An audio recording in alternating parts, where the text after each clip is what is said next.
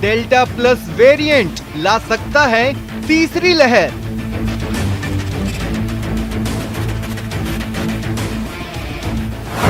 दूसरी लहर में डेल्टा वेरिएंट ने मचाया था कहर।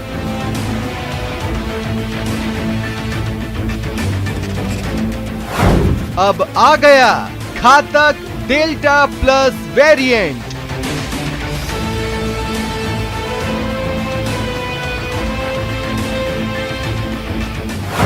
डेल्टा वेरिएंट के रूप में हुए बदलावों की वजह से बना delta plus variant.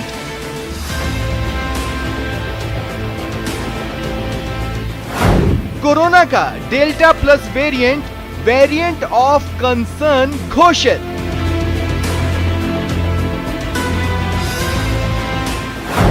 Health experts की आशंका, डेल्टा प्लस वेरिएंट वैक्सीन और इन्फेक्शन इम्यूनिटी दोनों को दे सकता है चकमा।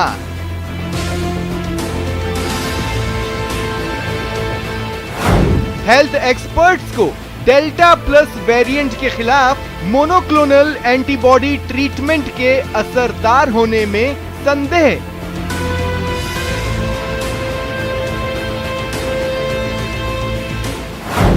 WHO ने कहा, डेल्टा प्लस वेरिएंट चिंता का विषय, दुनिया भर में फैल रहा है नया स्ट्रेन।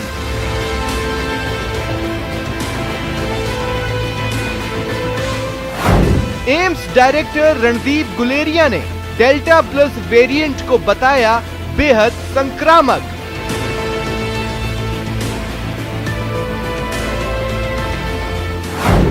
डेल्टा वेरिएंट कितना खतरनाक। स्वागत है आप सभी का, आपके साथ मैं हूं स्वप्निल। देश में कोरोना संक्रमण की दर लगातार कम हो रही है और स्वस्थ होने वालों की संख्या लगातार बढ़ रही है। इस बीच कोरोना के डेल्टा प्लस वेरिएंट ने चिंता पैदा की है। देश में इसके संक्रमण के कई मामले आ चुके हैं। ऐसे में इस नए वेरिएंट के आने के बाद कहा जा रहा है कि यह तीसरी लहर का खतरा पैदा कर सकता है। हेल्थ एक्सपर्ट्स ने भी आशंका व्यक्त की है कि डेल्टा प्लस वेरिएंट बहुत घातक है और यह तीसरी लहर ला सकता है। विशेषज्ञों ने कहा कि डेल्टा प्लस वेरिएंट बहुत संक्रामक है, अधिक तेजी से फैलने की क्षमता रखता है। आज इसी पर बातचीत करेंगे कि डेल्टा प्लस वेरिएंट क्या है, कैसे घातक है, क्या सावधानियां और बचाव है। हमारे साथ मेडिकल एक्सपर्ट्स जुड़ेंगे जिनसे जानेंगे तमाम सवालों के जवाब।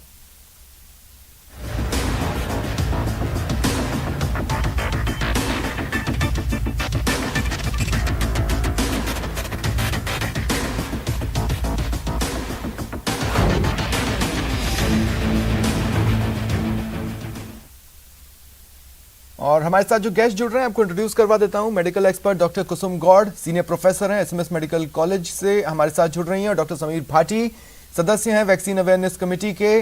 आप दोनों का स्वागत है न्यूज 18 राजस्थान पर। डॉक्टर कुसुम, आपसे शुरुआत करना चाहता हूं। देखिए, कोरोना, सबसे पहले तो कोरोना ही कई लोगों ने पहली बार सुना, उसके बाद पता चला ये बहुरूपिया है, इसके तमाम तरह के वेरिएंट सामने आ रहे हैं। कुछ जगह तो यहां तक पढ़ा कि लगभग 700 तक अलग अलग फॉर्म्स डिटेक्ट कर लिए गए और अब हम सुन रहे हैं डेल्टा प्लस वेरिएंट। क्या है ये?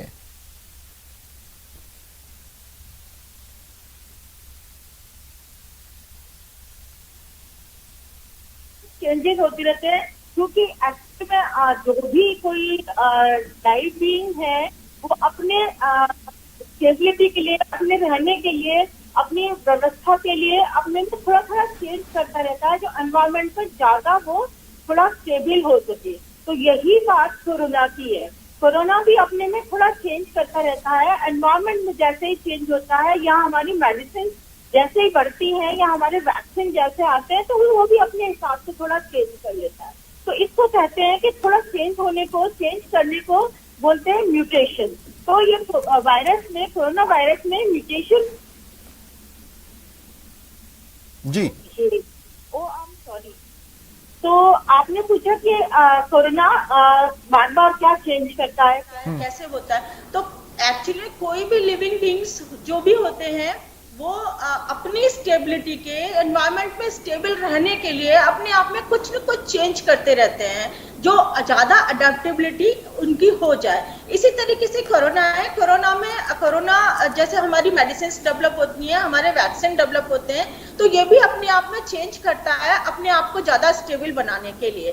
पहले अल्फा वेव थी, फिर डेल्टा वेव आई, और अब डेल्टा प्लस वर्जन म्यूटेशन का आ रहा है। तो अपने आप को स्टेबल करने का मतलब पिछली बार से ज्यादा ताकतवर, पिछली बार से ज्यादा घातक। बिल्कुल बिल्कुल। अल्फा वेव जो थी वो पहले वो अल्फा वेव थी, और जो सेकेंड वेव जो आई है वो that is because of delta wave. और अब थर्ड जो वेव आने के चांसेस हैं, जो हम लोग काफी एक्सपेक्ट कर रहे हैं, वो डेल्टा प्लस म्यूटेशन की वजह से आने वाली है।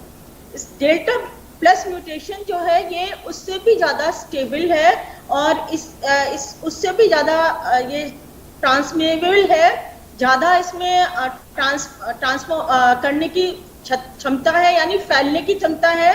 और सबसे बड़ी बात, एक और बात है, इसमें जो लंग के जो रिसेप्टर सेल्स हैं उनमें ज़्यादा चिपकने की क्षमता है, यानी इसमें इस वाले म्यूटेशन में इसकी स्पाइक्स हैं, प्रोटीन्स की स्पाइक्स ज्यादा हैं, तो वो लंग सेल में ज्यादा चिपकते हैं, तो थोड़ा सा सीवियरिटी भी हो सकती है। हालांकि इस पे अभी लिटरेचर कुछ नहीं कह पा रहा है कि ये डेल्टा से ज्यादा सीरियस होगा या डेल्टा जैसा ही होगा, बट चांसेस हैं कि ये ज्यादा सीरियस हो।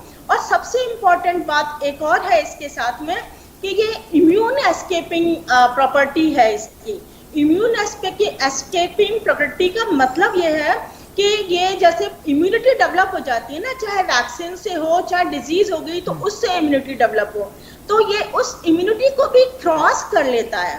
तो इसके जो चांसेस हैं वो जो इम्यूनाइज्ड जो वैक्सीनेटेड पर्सन्स हैं, आई मीन टू से वैक्सीनेटेड जो पर्सन्स हैं, उनमें भी ये होने के ज्यादा चांसेस हैं। मतलब पहले तो वैक्सीनेशन में वाले में होता नहीं था, 0.03 या 0.04% के आसपास ही होता था, पर इसमें ज्यादा चांसेस है। डॉक्टर कुसुम, एक चीज मैं कहना चाहता हूँ, देखिए एसएमएस में हाल ही में जीनोम कोडिंग शुरू हो गई है। इसका मतलब है कि अब हमारे खुद के भी स्पेशलिस्ट इसके बारे में और स्टडी करेंगे।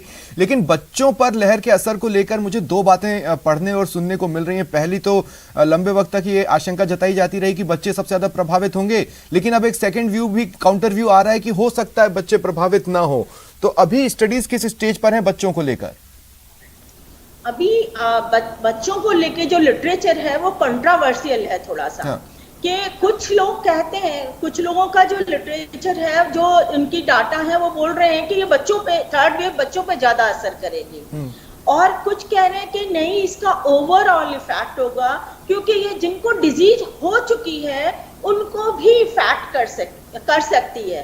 जो मैंने अभी इम्यून एस्केप वाली बात करी थी वो यही है, चाहे डिजीज पर्सन में इम्यूनिटी बन गई हो तो उसको भी ये हो सकती है, और वैक्सीनेटेड वालों को भी ये हो सकती है। अब एक सवाल आता है कि वैक्सीनेटेड वालों को भी ये हो सकती है तो वैक्सीन क्यों लगवाएं? नहीं, वैक्सीनेशन हमको 90% के आसपास इम्यूनिटी देता है, उससे थोड़ी कम हो जाती है, बट ये करीबन 60% के आसपास इसमें रह जाती है, बट 60% तो we are protected, so we should go for the vaccination. Message इससे ये गलत नहीं है कि वैक्सीन का क्या बिल्कुल। देखिए, मैं लगातार इस बात को मेंटेन कर रहा हूं कि जो वैक्सीन है वो दरअसल एक बुलेट प्रूफ जैकेट है। बुलेट प्रूफ जैकेट की अपनी सीमाएं होती हैं, वो आपको काफी हद तक तो गोली से बचा ही लेगी, लेकिन उसके बाद कुछ समय के बाद हो सकता है कि वो बुलेट प्रूफ जैकेट आपको न दे, लेकिन काफी हद तक सुरक्षा तो वो देता है, और उसी काफी हद तक सुरक्षा को टारगेट करके आपको वैक्सीन लगवाना है, क्योंकि हल्की सी चूक भी बहुत भारी पड़ सकती है। मैं डॉक्टर कुसुम आगे आपके पास आता हूं। डॉक्टर समीर, अब मैं आपके पास आ रहा हूं। चूंकि हम देखिए, यूं तो दुनिया घूमने के सपने हैं और बहुत हसीन सपने हैं, लेकिन इस वक्त घर से हसीन कुछ नहीं है। ये एक बहुत सिंपल सी बात है।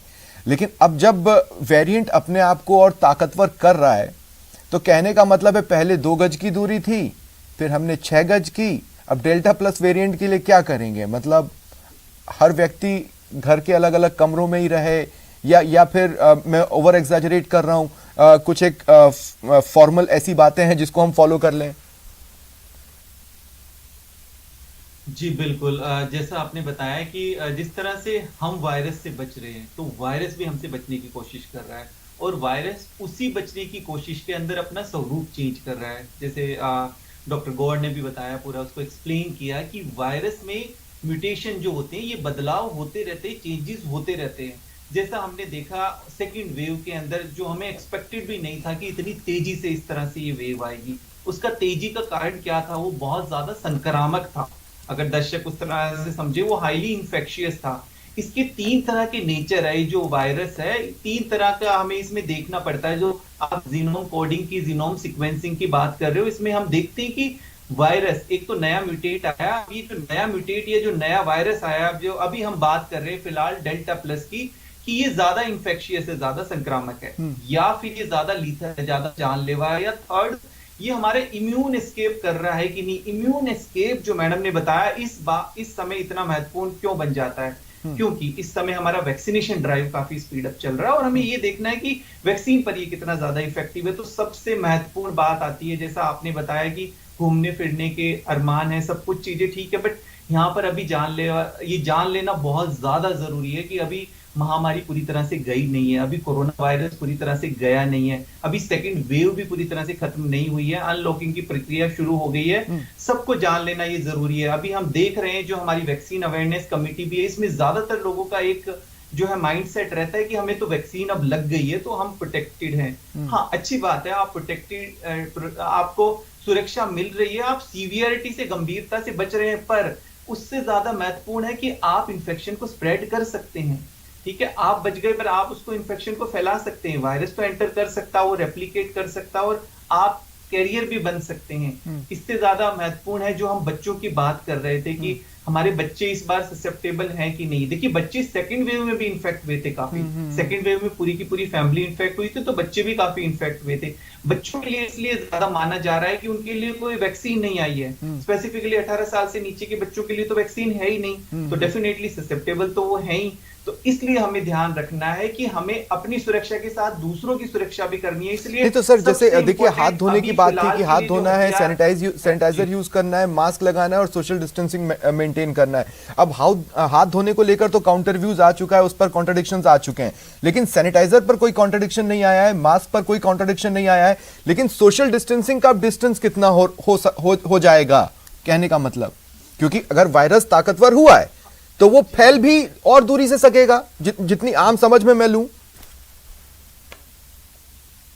जी जी, देखिए, इसके ऊपर और भी अभी स्टडीज आ रही है डेल्टा प्लस के अंदर, कि जिस तरह से जीनोम सीक्वेंसिंग चलेगी, और अभी जैसे 40 के करीब केसेस आए हमारे सामने, और केसेस आएंगे, और फर्दर इसके कैरेक्टरिस्टिक्स पे और ज्यादा स्टडीज हो रही है कि ये किस तरह से बिहेव करेगा।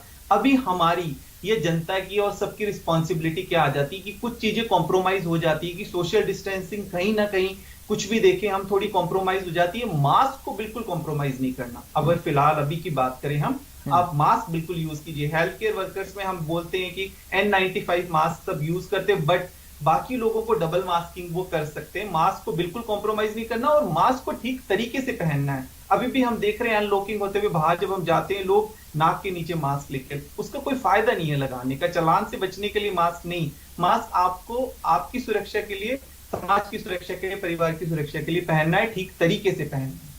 ठीक है, देखिए अब अल्टीमेट क्या है ना, मैं एक बार फिर ओवर एग्जैजरेशन कर रहा हूं, हो सकता है चूंकि मैं मूवी बफ हूं, इसलिए मैं बहुत दूर की कौड़ी लेकर आ जाता हूं, मुझे नहीं पता, लेकिन पता नहीं क्यों ये डर अब अंदर से सताने लगा है। और हो सकता है अगर लोगों को भी ये डर सताए तो बेहतर ही होगा कि अगर हम अब भी नहीं सुधरेंगे तो आने वाले दिनों में हमें पीपीई किट में ही पहन के अपने 24 घंटे की दिनचर्या पूरी करनी होगी। आप इमेजिन कीजिए, मेरे गेस्ट पीपीई किट में बैठे होंगे, मैं पीपीई किट में बैठ के आपसे एंकरिंग कर रहा हूँगा, हम सड़कों पर पीपीई किट पहन के घूम रहे होंगे। इन सब से बचना है तो सबसे जरूरी है कि भाई यहीं पर सुधर जाएं और जितना जल्दी हो सके कोरोना पर विजय पा लें। नहीं तो वो दिन ठीक है, कल नहीं, परसों नहीं, नरसों नहीं, आने वाले 1-2 साल नहीं, लेकिन उसके 4-5 साल बाद आ सकता है अगर हम नहीं सुधरे तो। डॉक्टर कुसुम, मैं आपके पास आ रहा हूं। देखिए, आपने कहा कि वो लोग भी चपेट में आ सकते हैं जो पहले कोरोना पॉजिटिव हुए थे और इलाज के बाद ठीक हो गए, उनके शरीर में एंटीबॉडी डेवलप हुई है, यानी शरीर के अंदर भी कुछ ऐसी एंटीबॉडीज हैं जो वायरस से लड़ेंगी।